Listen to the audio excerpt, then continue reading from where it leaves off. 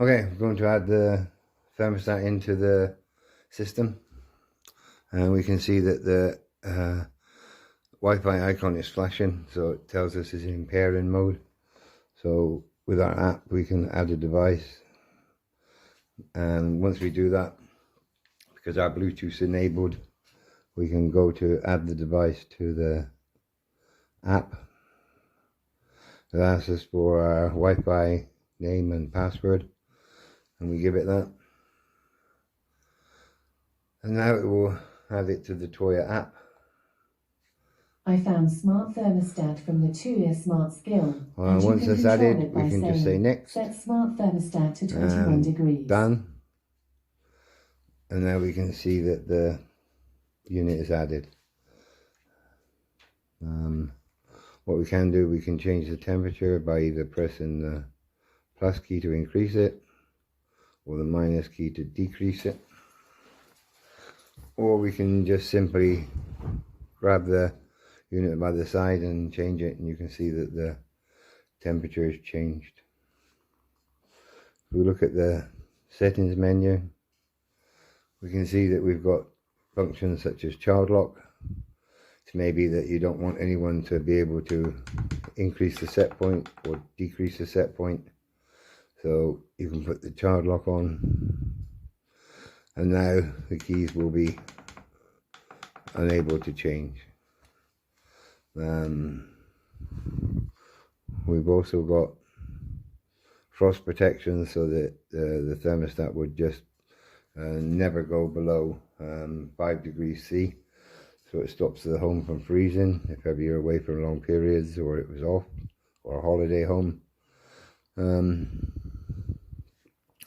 We can program the backlight for the display to make it brighter 100%, or down to 0, so we don't want a backlight at all, or just a low backlight. The maximum and minimum temperatures are what the area that we allow the thermostat to be set between these two temperatures. For example, if we wanted the thermostat never to be allowed to be set, say, above 25 degrees C, we can set this down to 25. And now if anybody tried to set the temperature above 25, it wouldn't accept it. So they can set to any temperature within that limit. And the same is also with the minimum temperature. You may not want anyone to be able to set the temperature too low, so we could set it, say, between 15 and 25. And now if someone tried to take the temperature lower than 15, it would only let it go to 15. The next one is where we're using the internal or external sensor. There's a sensor inside the thermostat, and that's the internal sensor. Or there's an external sensor that could be used as well, so you could either run on an internal or external sensor. The next one is the dead zone. If this set at the moment is set at 0.1, so if we've got the, say, the set point set to 20 degrees C, with a dead zone at 0.1, this means it will switch on at 20.1, switch off at 20.1, and switch on when it goes to 19.9. This gives you a very tight temperature control. Sometimes this may switch a bit too often, especially if you're on a boiler, so in that case you can set these in 0.1 increments. So we could set it instead of 0.1 to 0.2, and now it would switch off at 20.2 and switch on at 19.8, and we can set that right through to half a degree differential on each one.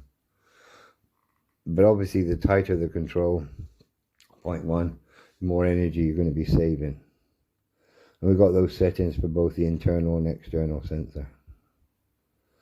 The temperature compensation allows us to change the display temperature, the control temperature. Maybe you think it's not very the right temperature in that particular place where you've installed it.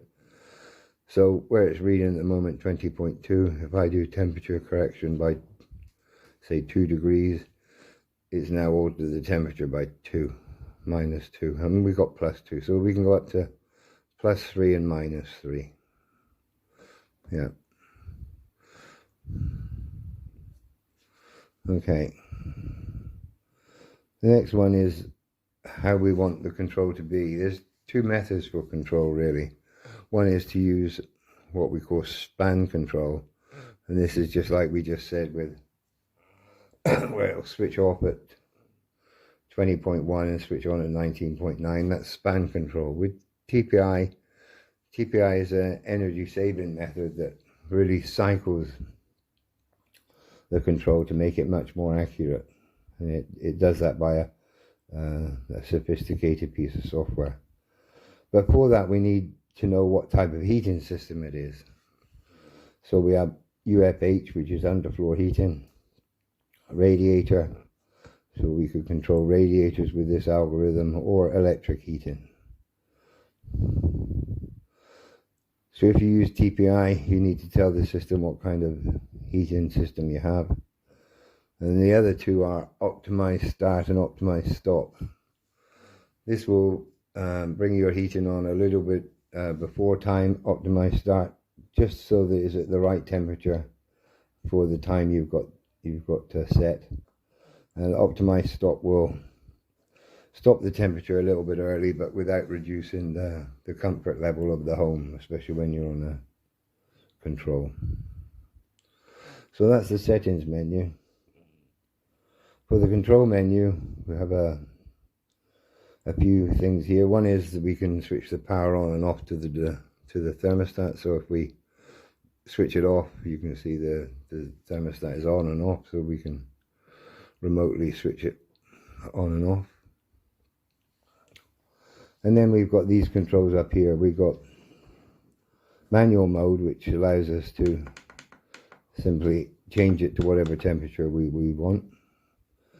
The other one we've got is, this is a programmable thermostat, so we've got a program. And with this we have what's called a schedule. Today's Friday, so it's brought us up to the correct day. So with this one we can see it's set to 22 degrees at 6:30 a.m. So at 6:30 a.m. thermostat will start to control at 22 degrees, and when we get up in the morning.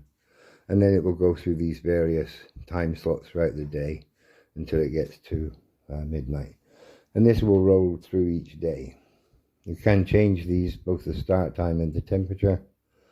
So if I go on to this one, instead of 6:30, maybe I get up a little bit later. And we can set for, say, 6:45.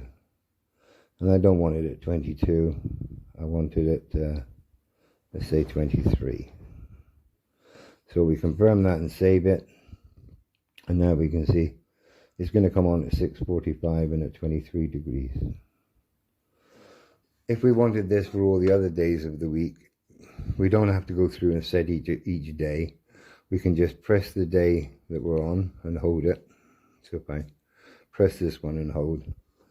And now all the other days, except the day I'm on, which is Friday, it's got Monday, Tuesday, Wednesday, Thursday. What day do you want to copy it to? So I could select the days I want to copy it to. I don't want to do it to weekends. I just want to do it to these 4 other days. And I can say confirm. And now what's happened is, on these other days, it's been set for 6:45. So I just set one day and then copy the other days to it to make it there. So that's the program mode. In holiday mode, this one, it says, well, what temperature do you want? So when you're on holiday, you can set it to, say, set it to 10 degrees. And how long is your holiday? I'm going to be away for 2 weeks. So I set it for 14 days. And now the thermostat will stay in that holiday mode until you come back. So that's how easy it is to set up for a holiday. Room temperature history. This one will give us what the thermostat did for each day. So we can go through and see the various days, what happened. So down the bottom is the date, so you can look at. And this one, the heating, gives you a ratio of how much the heating was on to it was off. So you can look at your history and see if your heating is costing you more money, and you can go through this every day as well. The other control we've got is on this one, where we can name the thermostat. This thermostat is called Smart Thermostat, so if we wanted to change its name, we could simply go up here. Let's call this the bedroom.